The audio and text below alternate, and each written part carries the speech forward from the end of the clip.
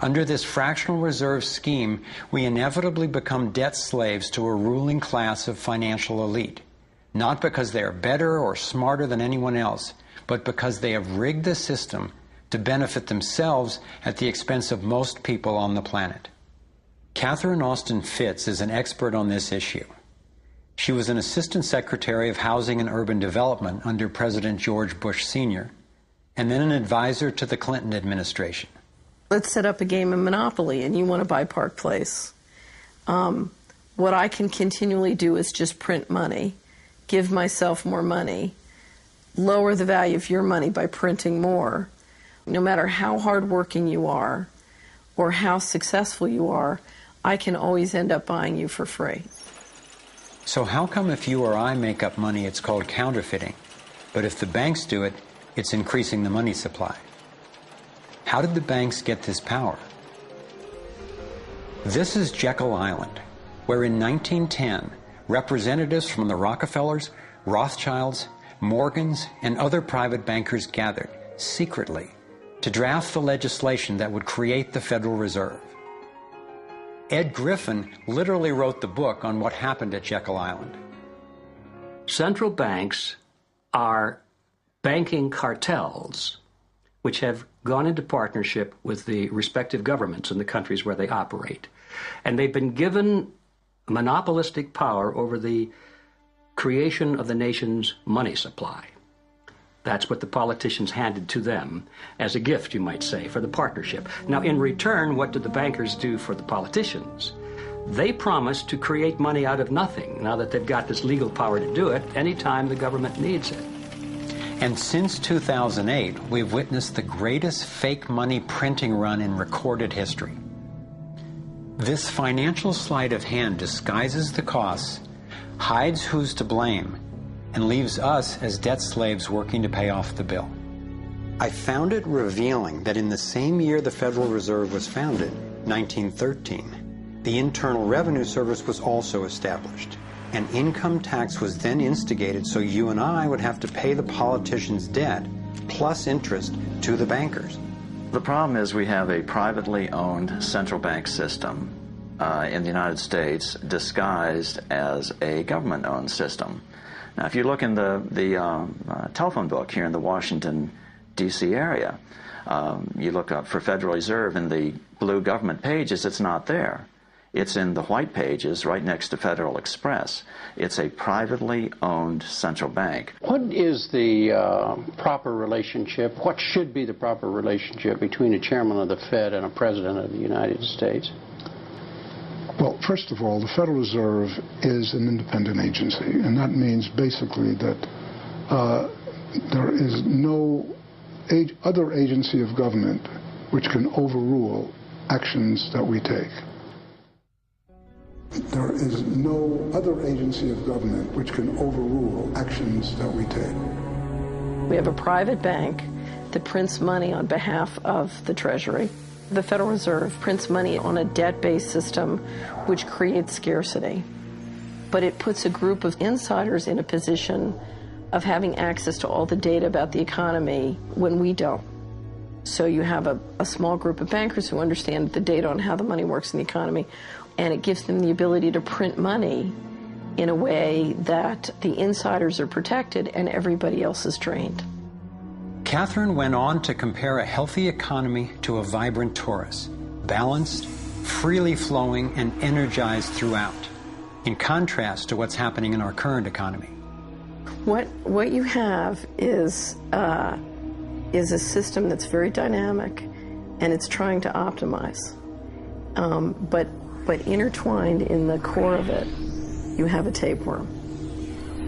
The way a tapeworm works in your body is it injects a chemical into your body that makes you crave what's good for the tapeworm and bad for you.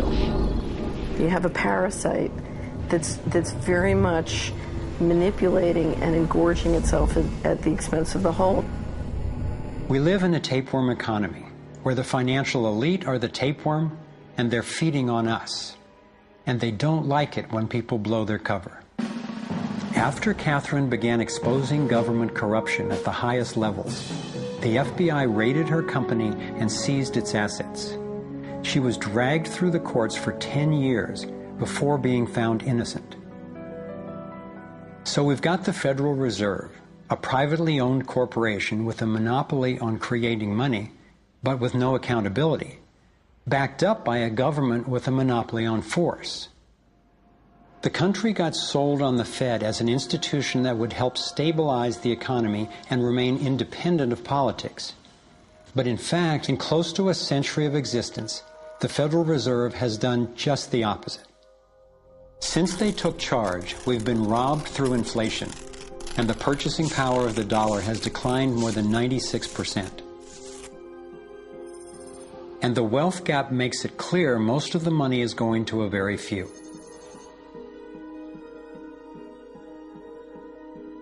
Only 16 years after the Federal Reserve was in power, America experienced the Great Depression. My research revealed that before the big crash in 1929, the elite bankers pulled their money out of the stock market. After the crash, they used that money to buy up cheap stocks and smaller failing banks for pennies on the dollar. Among the bankers who consolidated their wealth this way were the Rothschilds, Rockefellers, and Morgans. A similar scenario played out in the 2008 financial collapse, with the same bankers benefiting. In the years leading up to the collapse, the biggest banks, including Bank of America, Citigroup, and Chase, controlled by the Rothschilds, Rockefellers, and Morgans, were bundling and trading bad loans that they knew would eventually fail. It's like putting rotten oranges in a box and selling them as grade AAA. The bundlers of the debt knew it was only a matter of time before someone would open that box and see that the content was worthless, since they were the ones who packed the boxes in the first place. When the rotten oranges, what we hear about as unsound loans, derivatives, and credit default swaps, were finally discovered, everyone was impacted. People lost their homes, their jobs, their businesses, and their retirements. Meanwhile, the biggest banks who created the problem in the first place were the ones who got bailed out. Why's that? Why would the Federal Reserve give trillions to the banks, even though the majority of Americans were against bailing them out? And why not help those most in need rather than the perpetrators of the financial collapse? My research led me to believe that the same people who created the Federal Reserve, the Rothschilds, the Rockefellers, and the Morgans, still control it, and they use this scheme to bail themselves out at our expense. Many of the banks created are still the most powerful lobby on Capitol Hill, and they, frankly, own the place. I'm convinced that the near collapse of the economy in 2008 resulted from an orchestrated pump-and-dump scheme designed and executed by the big bankers to consolidate wealth and power. David Icke explains how he sees the Federal Reserve rigging the so-called business cycles. Stage one, it's like throwing a fishing line out.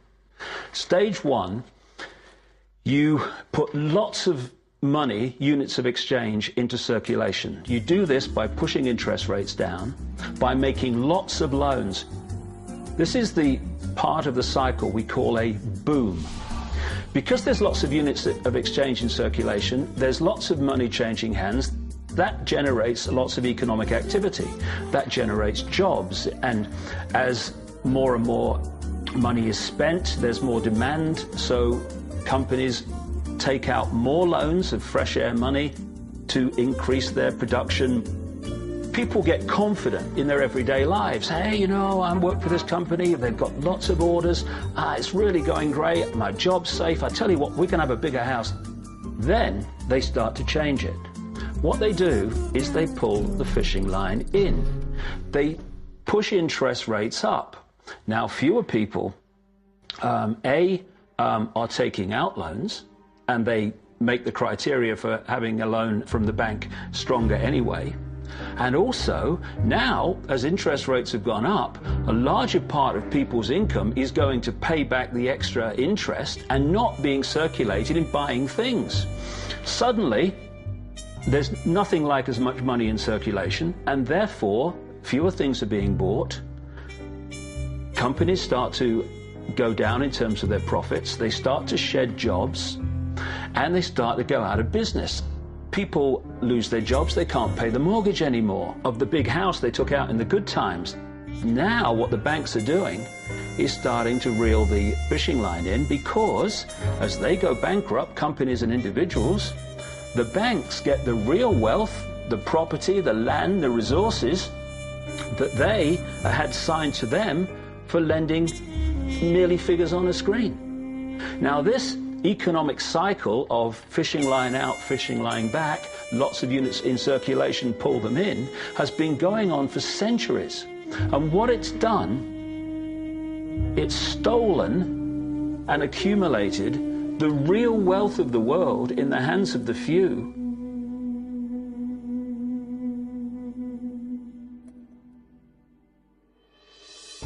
At the international level, central bankers use the World Bank and the International Monetary Fund to make more money while exploiting the resources of countries they lend to, bankrupting them in the process. The central bank of central banks is the Rothschild-created Bank for International Settlements. The elite are positioning themselves to control access to virtually everything we need to survive. No matter where you go in the world, the money is controlled by the banking system. They decide if people eat or if they don't eat. Who's a billionaire and who lives on less than $1 a day? He who controls the money controls the world, and a very few control the money.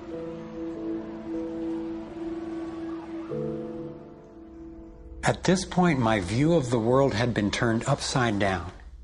I was struggling with the realization that the failure and suffering of so many is actually success and fulfillment for a few. The elite central bankers who fooled the world into letting them create money. They already have vast fortunes, so what is their end game? What is their ultimate agenda?